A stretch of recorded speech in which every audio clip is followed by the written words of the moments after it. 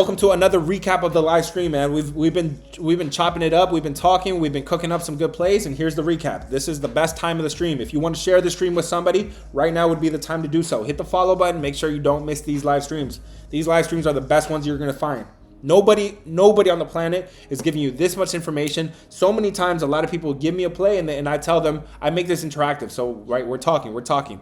And when you guys tell me something and I give you my breakdown or what I'm seeing, so many times people come back and say, oh, I didn't know that. Because I didn't even know that. I'm looking at a model that I've automated, and that's the reason I'm getting it. So if you guys like these live streams, make sure you're subscribed.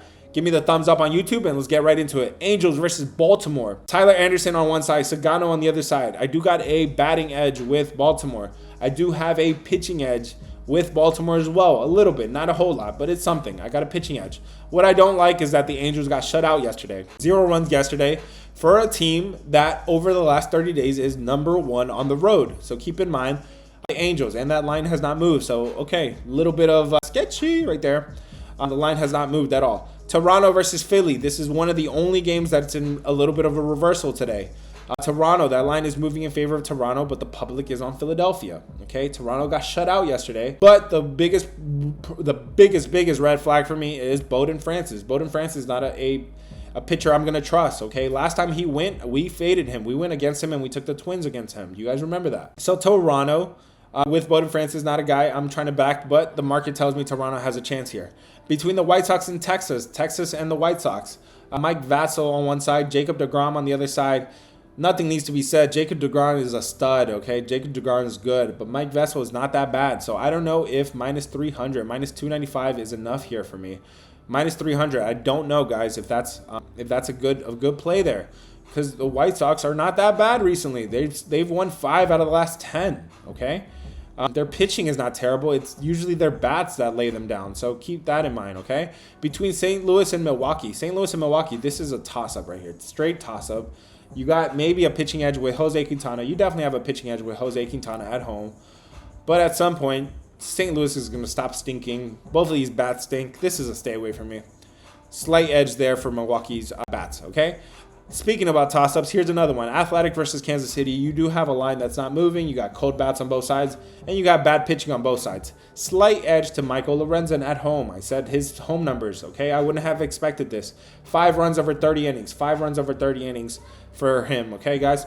For Michael Lorenzen. So, guys, if anybody's in the comments and they're getting impatient, this is let him cook hour. This is let him cook a clock.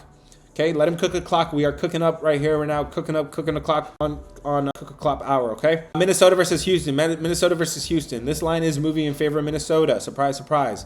You do have the better bats on Minnesota. Not really. This is not enough for me to check the box anymore, because Houston bats, especially Houston at home, pretty good. On the road, Joe Ryan. He's okay. 12 runs over 28 innings. Overall, 10 runs in 27 innings. Pretty good numbers there for Joe Ryan. But Hunter Brown at home, goodness, another level. 3 runs over 30 innings at home. Very good numbers there for Hunter Brown. Is this something I would consider Houston? No, Minnesota got rocked yesterday. I don't like a team to get rocked again 2 nights in a row. I mean, it did happen to them already, but 3 nights in a row, okay, now you're really going to show me something, okay? I would still consider Minnesota here or pass, man. But with Hunter Brown on the other side at home, emphasis on the pass.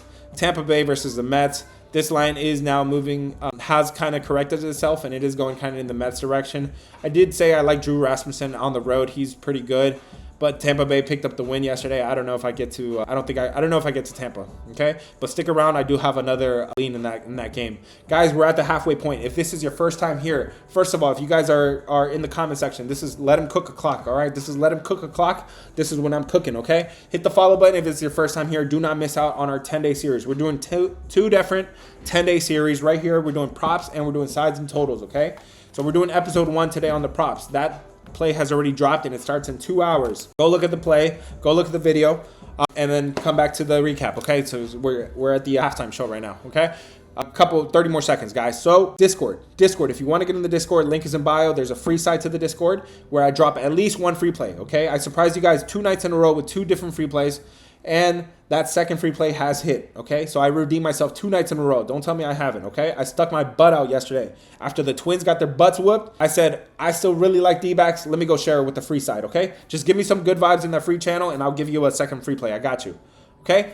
If you don't want to depend on that, if you don't want to jump through hoops or whatever, 20 bucks, man. 20 bucks, you get access to all my plays. You see how much work I'm putting into it. You see how many hours go into it. I'm putting in 13, 14, 15 hours a day. I'm making sure my guys eat good, okay? I'm making sure my guys eat good. And if you want to get in the Discord, we are going to start a rolling series, okay? A little rolling series. We're going to take maybe a minus 200, maybe a minus 250. But the point of it is that just like my man's today is on the last leg of a 6-teamer, and all he's doing is choosing minus 200, minus 300s, turning 140 into 1,200 today.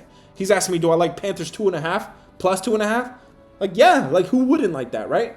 So as easy as that sounds, maybe it's not super easy like that, but we can start with a half unit, or we can start with a full unit and roll it over, guys. So if that's something you want to be a part of, get in the Discord, because that's going to be exclusive to the Discord. I'm not doing that on TikTok, okay? I am not doing that on TikTok and YouTube. I guarantee you, I'm not doing that. So head to my YouTube, link is in bio for that, or head to my Discord, link is in bio for that. Let's get back to the picks, guys. Let's get back to the picks. We left off on Yankees versus Boston. This line is moving in favor of the Yankees.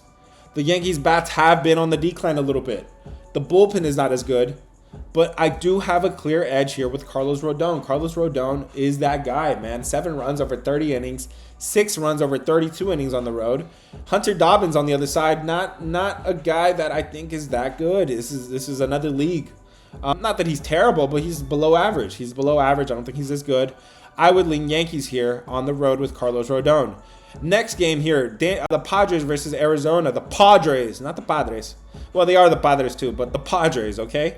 The Padres versus the D-backs. This line is moving in favor of Arizona. The bats favor Arizona, but the pitching favors San Diego. You guys know when the batting edge and the pitching edge moves that much, I am good. I am gonna pass on this one, most likely. Unless there's some line movement or something, okay? Cleveland versus Seattle, another game that's pretty even, man. This line is moving in favor of Seattle. The bats do favor Seattle. The pitching is kind of equal on both sides, so maybe George Kirby here wouldn't be so bad. But Cleveland just got their butts whooped yesterday. I don't like to take a team to whoop them back to back, so probably pass. San Fran versus Dodgers. It was San Fran that picked up a 6-2 win yesterday.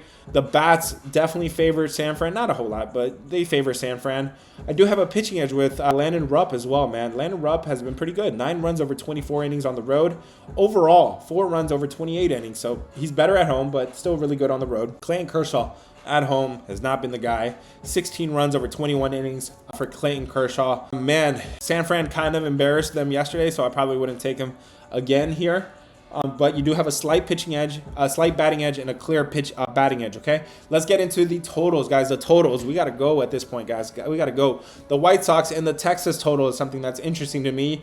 You have a total that is juiced to the under. I do like that. You got bats that are cold on the White Sox side, and you got bats that are cold, that are hot on the Texas side. I usually don't like to take that hot bats. But Texas, I don't know. I'm calling a little bit of BS on. I mean, they got Corey Seager back, so they're definitely better. But I don't know if they're top 2. I don't know if they're top 3, right? Maybe top 10. The reason I could consider this is because Mike Vasil on one side, he's not bad. He's not bad. He's a bullpen guy, so he's got to show me more. So it does make me a little nervous. Jacob deGrom, though. Jacob deGrom can handle the White Sox, okay? Can handle the White Sox. So this is a game that I'd consider going under. And if you like unders in Texas, they are number 1. Unders in Texas are 26-8 this year. That's 76%. 76% to the under. So keep that in mind. All right, guys, one more game to go. One more game to go here. If you're not already following, hit the follow button, guys. If you're not already in the Discord, get in the Discord. Link is in bio. And if you want access to all my plays, we had a green day yesterday. We had a green day. We needed it, okay? It wasn't much, so I'm not satisfied with that. We're trying to pop off this weekend. We're trying to pop off this weekend. And if you want to be a part of it, 20 bucks gets you access to everything in the Discord, okay? Last game here, Tampa Bay versus the Mets. Tampa Bay versus the Mets. You do have good pitching on both sides. Rasmussen especially. Rasmussen, very good. Tyler McGill, he's not bad. He's got rocked a little bit on the road. At home, he's better. And his expected numbers look pretty good. My problem here is the bats, man. These bats are hot. The Mets bats, they got like 4 consecutive bats that are really hot. Tampa Bay also not far behind. Tampa Bay really good on their bats too, but This is a game, especially after scoring 12 runs yesterday, that I would consider the under. Guys, that's a recap. I hope you guys enjoyed it. I hope you guys got value out of it. If you do, make sure you're double tapping with me on TikTok, and make sure you hit the subscribe and like on YouTube, okay?